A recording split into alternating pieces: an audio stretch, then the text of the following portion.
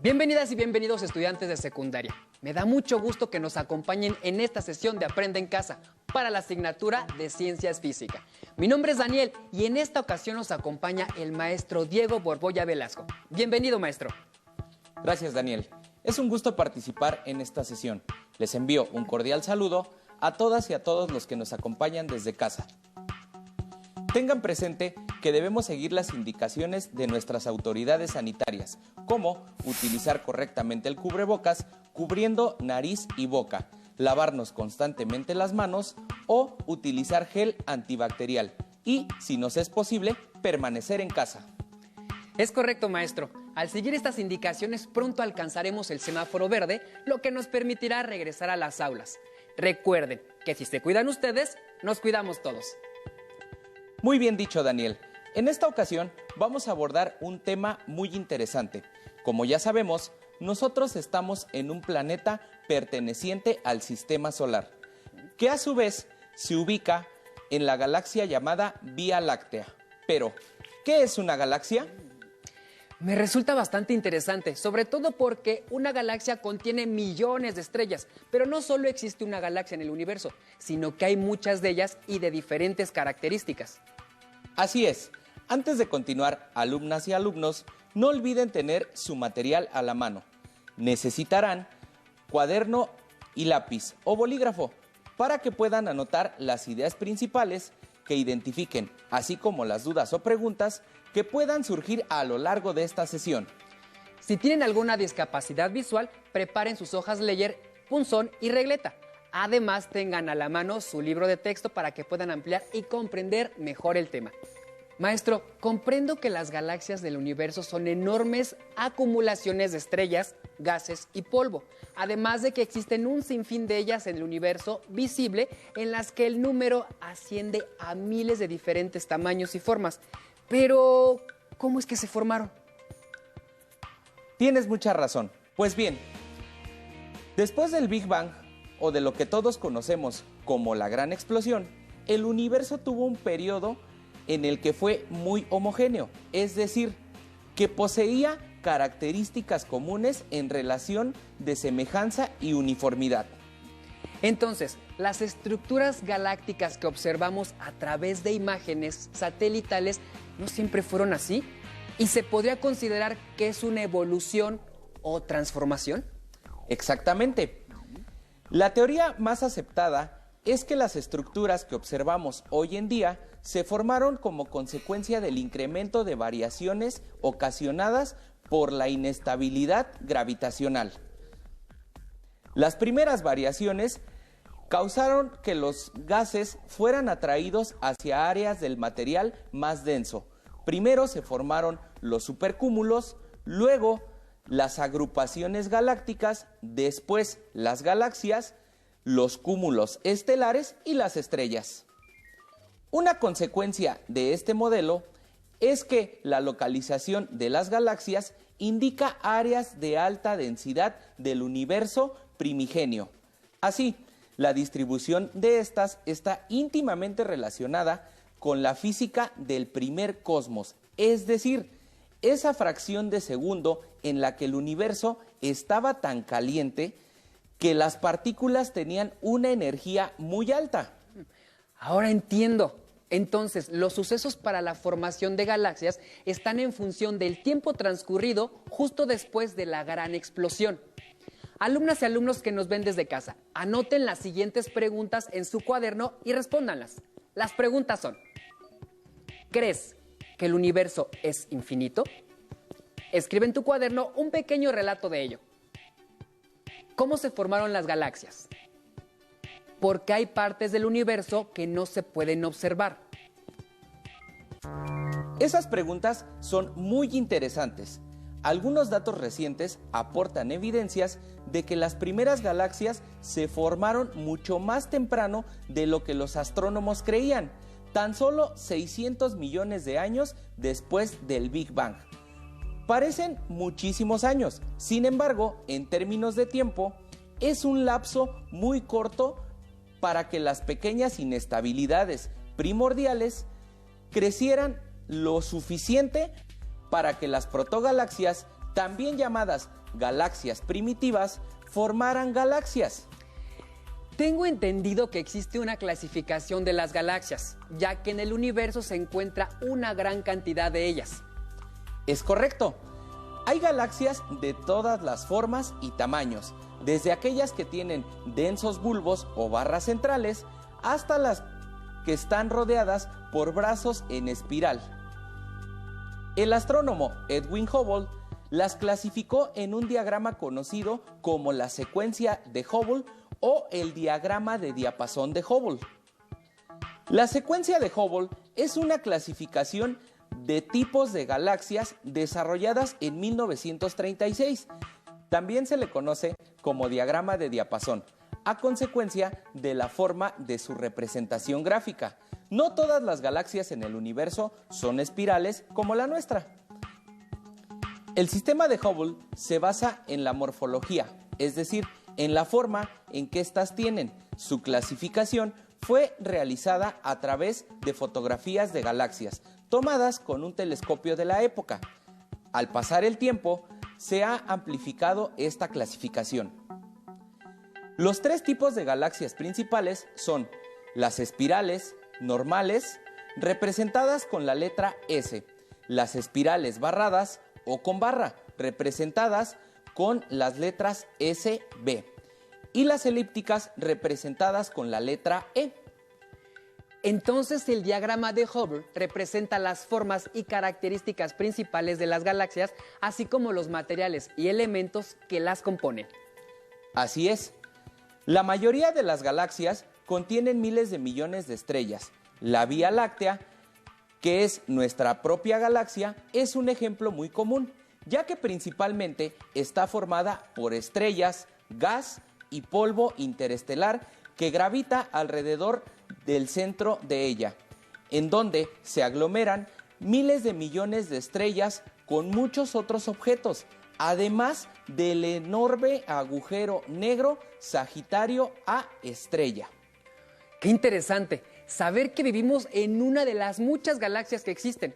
Considero que fue un gran descubrimiento que cambió nuestra forma de pensar y volvió más complejo entender al universo. Sin embargo, me gustaría conocer aún más de las galaxias, ya que entiendo que todas son diferentes. Muy bien.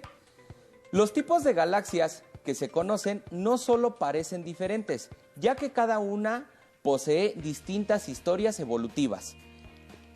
Existen las galaxias elípticas, las galaxias espirales y las galaxias irregulares, además de algunas otras que son muy extrañas. ¡Qué interesante, profesor! Además de existir tres tipos generales de galaxias, se incluye a un grupo de galaxias irregulares que bien podrían poseer características distintas o combinadas entre sí. Exactamente. Sin embargo, la formación y evolución de galaxias es una situación muy compleja, tanto que hoy en día se determina que hay mucho que descubrir acerca de ellas. Vaya, el universo es tan grande que quizá nunca lo lleguemos a conocer por completo. Mientras tanto, me gustaría comenzar por los tipos de galaxias conocidos. Pues bien, comencemos por las galaxias elípticas. Las estrellas en las galaxias elípticas se distribuyen alrededor del centro de la galaxia, de manera uniforme. Y en todas las direcciones, estas poseen brillos que varían suavemente, disminuyendo de manera gradual y constantemente a partir del centro de la galaxia.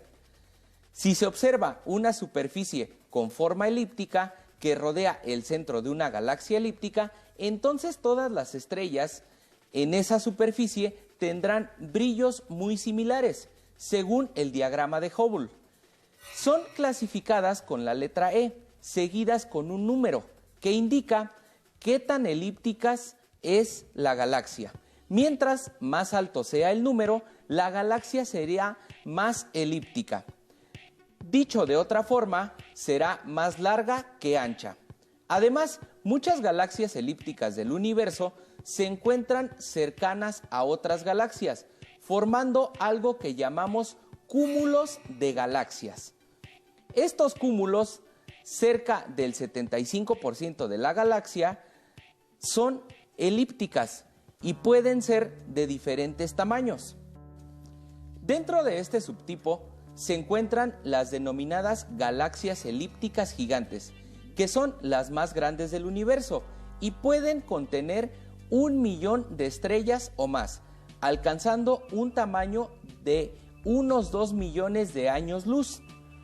Para dimensionarlo un poco mejor, su tamaño es de unas 20 veces el tamaño de nuestra galaxia, la Vía Láctea.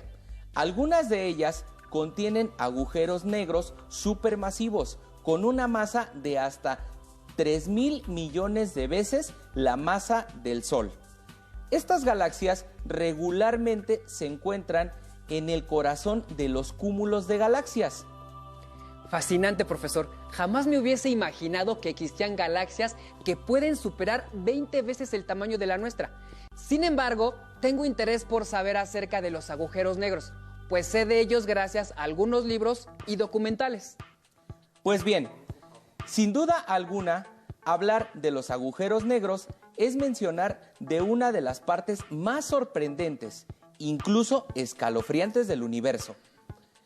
En 1915, Albert Einstein publicó su revolucionaria teoría de la relatividad. En ella se postula que el espacio y el tiempo se pueden unificar en un solo concepto llamado espacio-tiempo. Y la gravedad, que en lugar de considerarse como una fuerza, se puede entender como la deformación del espacio-tiempo. Los objetos con masa deforman al espacio-tiempo, modificando la trayectoria de otros objetos. Por eso, los planetas orbitan al Sol. El físico Karl Schwarzschild se propuso resolver las llamadas ecuaciones de campo que proponía Einstein y encontró algo sorprendente, como seguramente han notado. Es muy difícil separarnos de la Tierra en cuanto saltamos. Regresamos casi de manera inmediata a ella. Por ejemplo, un cohete que se encuentra a nivel del mar tiene que elevarse a 11.2 kilómetros sobre segundo o más para escapar del planeta. A esto se le conoce como velocidad de escape.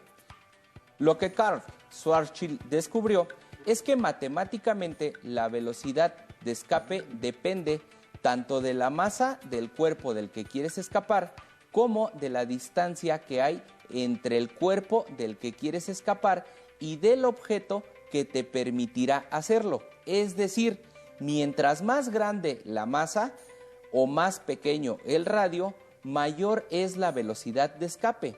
Si un objeto de cualquier masa se hiciera lo suficientemente pequeño, la velocidad de escape puede alcanzar los 300.000 kilómetros sobre segundo, de tal manera que ni siquiera la luz podría escapar. A este fenómeno teórico se le llamó agujero negro y por mucho tiempo se pensó que solo era producto de los cálculos matemáticos. En los años 60 se planteó que si Einstein tenía razón, los agujeros negros tenían que existir en la naturaleza. Vaya, qué interesante, profesor. Por un momento llegué a pensar que los agujeros negros eran producto de alguna cosmogonía popular. Sin embargo, veo que es más real de lo que pensaba. Así es. Existen muchas hipótesis y teorías que aparentan ser producto de los puntos de vista e intereses de los científicos por conocer todo lo que nos rodea, pero sin duda alguna, en algún momento se terminan demostrando. Alumnas y alumnos, ¿qué piensan acerca de los agujeros negros? Maestro, al parecer aún nos faltan conocer algunos tipos de galaxias, ¿no? Tienes mucha razón, Daniel. Continuemos con las galaxias espirales. Estas galaxias poseen discos delgados de estrellas con bulbos brillantes llamados núcleos y unos brazos espirales que se envuelven alrededor de estos bulbos. Un halo esférico de estrellas envuelve al núcleo y a los brazos. Es probable que los brazos espirales se hayan formado como resultado de ondas que barren al disco galáctico. Por otra parte, las ondas de densidad presionan a las nubes de gas interestelar, causando que nuevas estrellas se formen dentro de las mismas nubes. Algunas estrellas nacidas a partir de ahí son masivas, calientes y brillantes, por lo que causan que los brazos espirales sean brillantes, los cuales también poseen la cualidad de ser un poco oscuros, debido a que contienen una cantidad abundante de polvo interestelar, que causa un bloqueo de la luz del bulbo. En el diagrama de diapasón de Hubble, las espirales son designadas con la letra S y sus variedades barradas como SB. A cada una de estas clases se les clasifica en 3 subclases, de acuerdo con el tamaño del núcleo y el grado en que los brazos espirales se enrollan. Las 3 subclases se denotan con las letras minúsculas A, B y C. También hay algunas galaxias intermedias entre las elípticas y las galaxias espirales. Estas galaxias intermedias tienen la forma del disco de las espirales, pero no poseen los brazos espirales. Estas formas intermedias tienen una designación S0. La galaxia del sombrero es un ejemplo característico de las galaxias intermedias, también conocidas como galaxias lenticulares. Es fascinante, maestro, sobre todo porque existen galaxias que combinan cualidades, pero al mismo tiempo no son ni elípticas ni espirales. Lo que me parece más sorprendente son los brazos espirales, estos que rodean a esta última. Maestro, creo que aún nos falta otro tipo de galaxia más por conocer, ¿cierto? Así es. Pues bien, otro tipo de galaxia son las denominadas irregulares. Esta es una galaxia que no encaja en ninguna clasificación de galaxias de la secuencia de Hubble. Quizá puedan tener propiedades muy similares a los subtipos de galaxias, pero sin ser exactamente como uno de ellos, al atribuírseles solo alguna característica similar. Muy bien. Una galaxia irregular contiene una mezcla de formas que no parecen ni espiral ni elíptica. Cualquier galaxia de formas no identificadas, cuyas estrellas, gas y polvo se esparcen al azar, se les clasifica del tipo irregular. Estas galaxias tienden a ser las más pequeñas en cuanto a la extensión de su tamaño. Podrían ser las bases fundamentales de la formación de las primeras galaxias grandes. Muchas galaxias irregulares pequeñas orbitan alrededor o cerca de nuestra galaxia, incluyendo las nubes mayor y menor de Magallanes. Por su parte, Edwin Hubble reconoció 2 tipos de galaxias irregulares. Vaya, qué interesante. Yo creía que el último subtipo eran las galaxias irregulares, pues ahí podrían entrar las que no tienen las características para ser espirales o elípticas. Excelente punto de vista. Sin embargo, no asegura que al ser irregulares entren todas las galaxias que no poseen las características que se mencionan. Pues el hecho de tener un par de subcategorías más dentro de las galaxias irregulares evidencia que más de 2 galaxias se apegan a las características de las galaxias irregulares, IRR, primero e IRR segundo. Comencemos con las galaxias del tipo IRR primero. Este es el tipo más común de galaxias irregulares. Este tipo de galaxias parece ser una extensión de las galaxias espirales, como si se tratara de una evolución tardía de las mismas, que se encuentra más allá de la clasificación de Hubble SC. En las galaxias con estructura de espiral no discernible o explicable son azules, muy dispersas y con poco o ningún núcleo. Por otra parte, las galaxias del tipo IRR segundo son muy raras. A diferencia de las anteriores, son galaxias generalmente jóvenes. Incluyen varios tipos de galaxias caóticas, es decir, desordenadas e incluso confusas, que parecen haber sido creadas de forma diferente y sin apegarse a un modelo o partes de un modelo, pues son producidas por deformaciones de interacciones gravitacionales con una galaxia cercana. Sin duda alguna, en el segundo tipo de galaxias irregulares, pareciera que sus características son atribuidas a las deformaciones que provoca una galaxia cercana, como si se tratara de una fuerza invisible que la altera y provoca en ella esta inestabilidad o peculiar deformación. Excelente afirmación. Las galaxias, sin duda alguna, son algo tan maravilloso que al ver un cielo estrellado no logramos dimensionar que estamos observando solo una pequeñísima parte de nuestro universo. Sin embargo, entiendo que aún existen otros tipos de galaxias. Tienes mucha razón.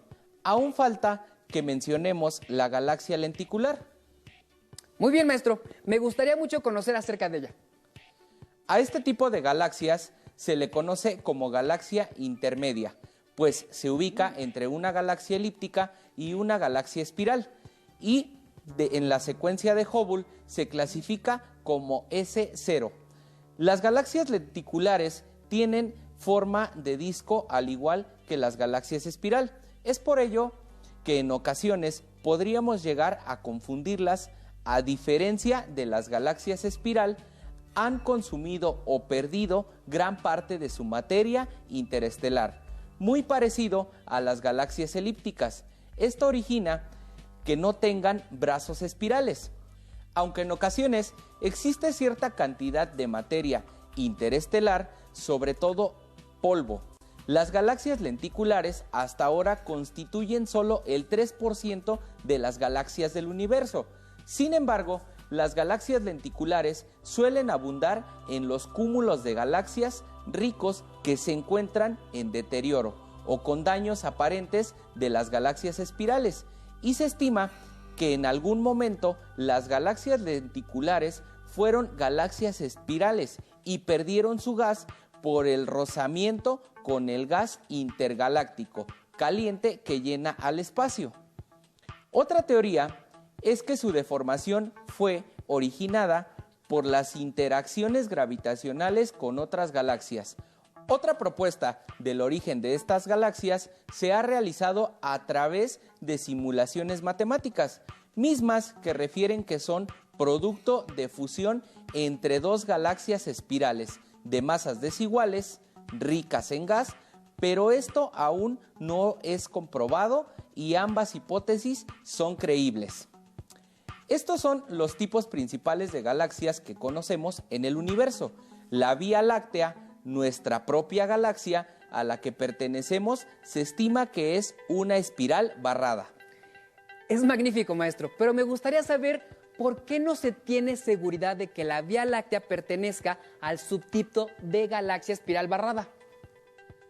Pues bien, aún no se tiene certeza de ello porque la vemos como si fuera una línea de estrellas muy similares a una cascada de leche.